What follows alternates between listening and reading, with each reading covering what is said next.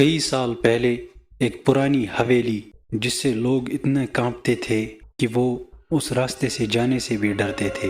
ایک دن اس حویلی کے باہر ایک دکان تھا۔ وہاں پر جو بندہ کام کرتا تھا اس نے دیکھا کہ حویلی میں کسی کے چلنے کی آواز آ رہی ہے۔ وہ اندر نہیں جا پایا، وہ ڈر رہا تھا۔ لیکن جب وہ روز وہ آوازیں سنتا رہا تو اس نے کئی آدمیوں کو بلایا اور اس حویلی میں چلے گئے، لیکن اس حویلی میں کوئی بھی نہیں تھا، کوئی بھی نہیں۔ وہ جب وہاں سے باہر نکلے تو باہر نکلتے وقت ان کو اوپر چھت پر کسی کے چلنے کی آواز سنائی دی۔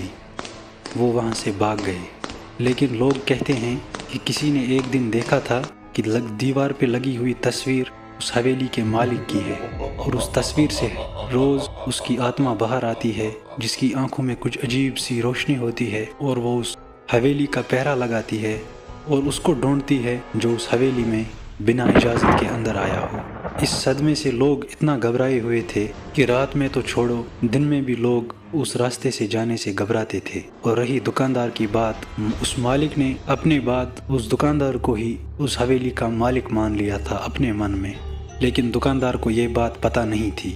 تو ایک دن کچھ چور اس حویلی میں گھسنے کی کوشش کر رہے تھے، تو وہ تصویر سے وہ مالک سامنے آ گیا اور بولا کہ یہاں سے چلے جاؤ۔